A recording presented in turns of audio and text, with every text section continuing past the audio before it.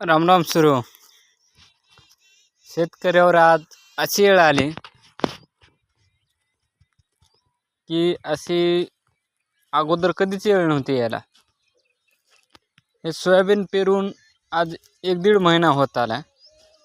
ना सोयाबीनला पाला ना काहीच नाही. तो काय सोयाबीन म्हणून सोयाबीन नाही, तो काय कापूस 4-4 पानावर आहे. निसर्ग राजा पक्का टाईट ऊन आहे. तो का नंबर पाण्याचं वातावरण पतत नाही. इतकी अवस्था शेतकऱ्याची बेकार आहे. तुम्हाला दाखवतो तरी पण तुम्ही व्हिडिओ बघल्याशिवाय पुढे जाऊ नका. बघा शेतकऱ्यावर आज जो माणूस त्याच्या शेतीच्या आधारे अख्ख्या देशाला अन्न पुरवठा, अन्न, दूध, दही, साखर असं प्रत्येक पदार्थ देतो. अख्खा देश जगतो शेतकऱ्यावर. तरी देखील आज शेतकऱ्यावर इतकं मोठं संकट आहे. तेव्हा काय हे हळद लावून ठेवली. आता हे जुलै महिना आहे, अजून हळद जमिनीच्या मधातच आहे, पाणी नाही. पाणी जर असली तो का इथं एक मोडका दिसायला. तो का हे तो का इकडे बघा कुठं कोसावर एक कांदी मोडका दिसायला. हे हळदीचं वावर. आज शेतकऱ्याची परिस्थिती इतकी बेकार अवस्था म्हणताना त्याचं दुःख कोणापुढे मांडताच आहे ना शेतकऱ्याला. आणि जर मांडलं कोणापुढे तर सरकार कोणती मदत जाहीर काहीच करणार. काय करेल शेतकरी? मग अशामुळं तर शेतकरी आत्महत्या करतात. कधी निसर्ग राजा कोपते,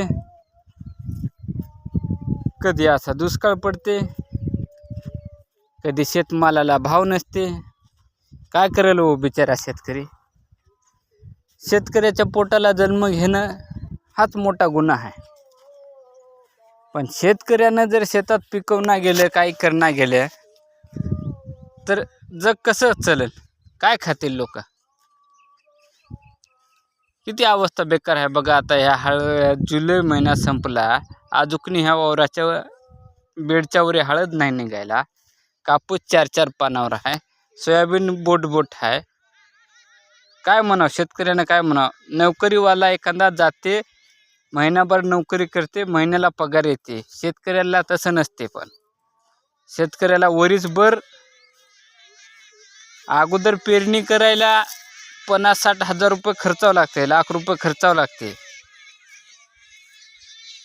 लाख रुपये खर्चल्यावर त्या लाखाचे नंतर पेरणी करून जर असे हाल जर झाले, पैसे गुंतवली शेतामध्ये. उदाहरणार्थ हे एक बिझनेस होय.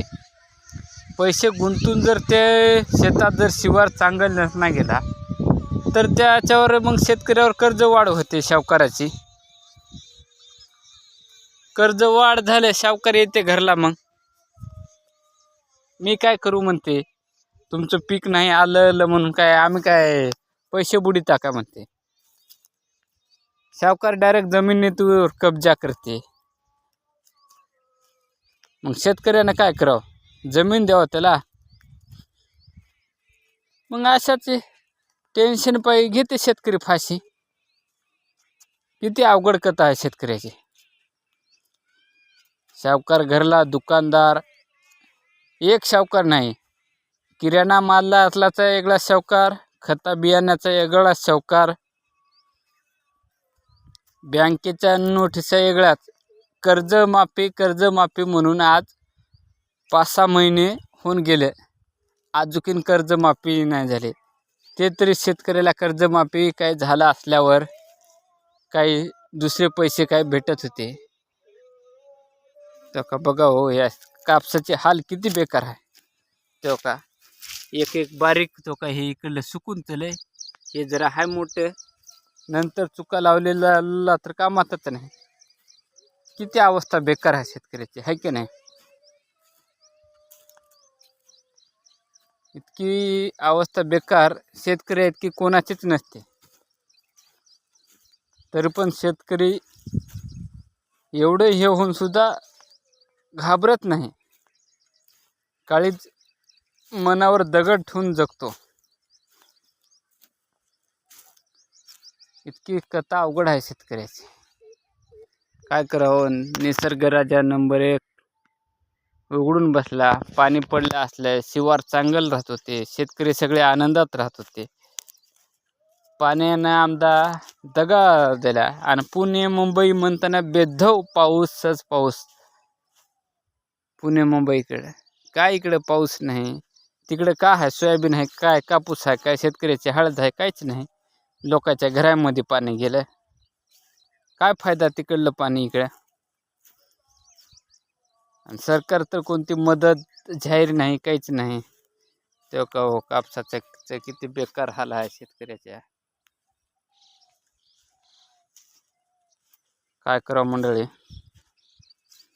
चालतंय मंडळी. असेच नवीन व्हिडिओ बघण्याकरता एखाद्या शेतकऱ्याला सपोर्ट करा. जर तुम्ही जर सपोर्ट केल्या तर नवीन दुसरा व्हिडिओ बनवून टाकण्याकरता इच्छा होते माणसाची. जरा एखादी कमेंट करत चला. चालतं मंडळी. जय जवान जय किसान. धन्यवाद.